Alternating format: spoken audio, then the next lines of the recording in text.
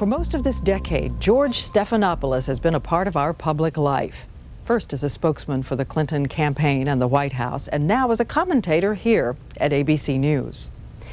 But tonight, for the first time, Stephanopoulos is going to talk about his private journey alongside a private Bill Clinton, whom Stephanopoulos now describes as a president he wanted to serve, but a man he didn't want to see.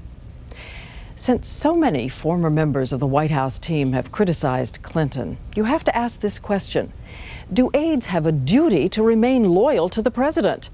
Does the answer change based on his loyalty to them? Stephanopoulos has written a book that begins with a dream he had last year.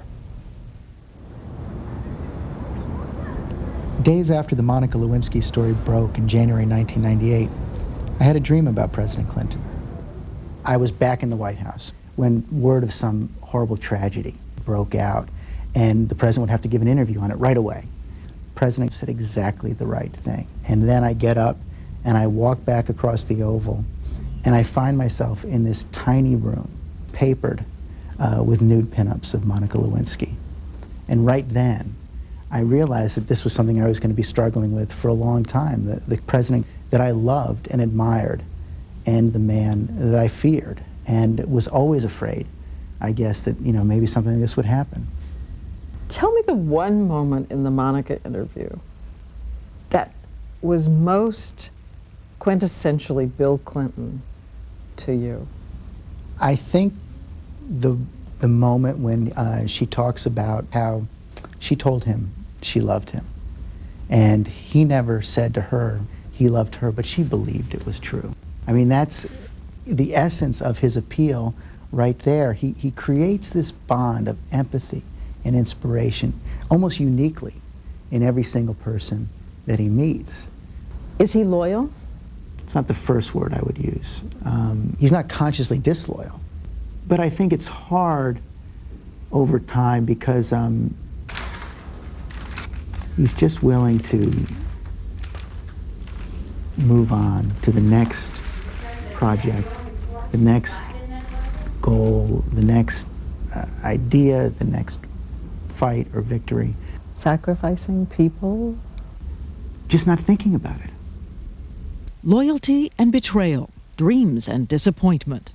His book is called All Too Human, the odyssey of an ambitious, serious young man shaped by the Greek Orthodox Church into a true believer. You know, I come from a family of priests. My father, my grandfather, my uncle, you know, all of their friends. And I was trained for that, you know, from when I was a little boy. I think for a long time I struggled with the idea that if I wasn't going to be a priest, I better make up for it and do something worthy. You first met Bill Clinton. September 1991. Not that you remember. You write he blew you away. Absolutely.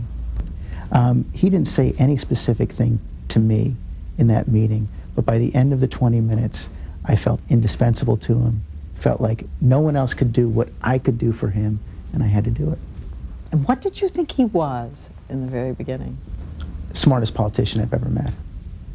They were a great team, the optimistic candidate, the brooding apostle, his closest aide, his press and policy advisor, the man who perfected spin, publicly celebrating Clinton's gifts, even as he struggled privately with Clinton's flaws. For instance, he writes, the daily explosions of temper, like a tornado. What is this temper? There's a lot of different tempers. I think it's something that's always seething beneath him, and he has various ways of expressing it. It's not like he's yelling at you. He's kind of yelling through you. And also, you know, this is this strange pathology inside the White House. Getting yelled at is almost like a sign of being in. You know, that shows you're really in the middle of things. The president's yelling at you. It's much worse to be ignored. And worse still, Stephanopoulos says, the discovery that Clinton would trim the truth even with his friends, like denying the relationship with Jennifer Flowers. But I just think that if everybody's on record denying it, you got no problem. And hearing for the first time his voice on the tapes, and I just couldn't believe it. I mean, we had been out there defending him for weeks, and then all of a sudden, you find out he's been calling her on the phone. he was usually careful not to lie. You just had to listen very closely to what he was saying. Isn't the same thing? I mean, well, no, it's not exactly. I mean, now it all looks the same. I agree with you. You listen. You learn to listen for loopholes that he would leave in sentences. Like you learn to listen when he says something like "it didn't happen." You have to think really hard about what it means. there is a feeling that you were willing yourself to be out there always, if not driving home untruths, spinning. Well, and I think there's a difference, but I mean, I think that's a fair criticism. And I think that, you know, I was willing to tamp down my doubts in return for what we could do. And did someone else suppress doubt? Stephanopoulos writes that Hillary Clinton often had shouting matches with her husband in the White House, but still defended him fiercely against reports of womanizing, wearing armor over her pain. In that way, she's almost like the exact opposite of the president, and it's almost why they complement each other so well. He's got this kind of soft exterior, but he has got a hard, cold core. She has a very tough exterior, but I think that inside she's much more real and vulnerable and hurt a lot of the times. He says she wept openly, once at a White House staff meeting. She was under attack on Whitewater, and he wrote down her words. We were out there alone, and I'm feeling very lonely right now. Nobody's fighting for me. She paused. Her voice fell, and Hillary started to cry. So why is it in these moments with these women, she is ferocious and tough and unyielding, and then at other minutes, she's sobbing and meeting? That's the way they work together. She's always his best defender. He's always her best defender. And she yelled, there were times when she yelled at him. There were also times, you know, when they were affectionate like little kids. You said she adored him. No question about it. And he says together they had planned to make history, as they did in 1993 with the Mideast peace agreement. The president told Stephanopoulos that Arafat had tried to shake Rabin's hand before the ceremony. And Rabin goes, and the president was imitating him. Outside. Outside. And of course the whole subtext was, you know, I'm going to do what I have to do, but I'll be damned if I'm going to do it in here.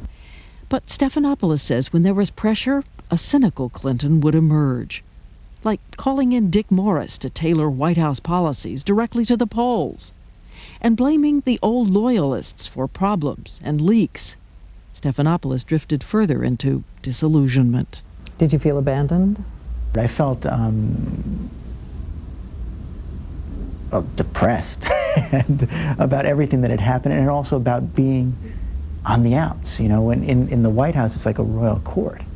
If you're not part of the inner circle, even if you're 10 feet away, it feels like you're in Siberia. You had hives? Yeah, I grew a beard, and that was the only way to cover it up. I couldn't shake the sensation of hearing fingernails on a blackboard all day long, and I couldn't shake it. My nerves were shot. He got antidepressants from a doctor, but the problem was the job. So I decided to leave after that. So George Stephanopoulos was working here as a commentator at ABC News on January 21st, 1998, when the Lewinsky scandal broke. There is not a sexual relationship. That is accurate. He says it all came back.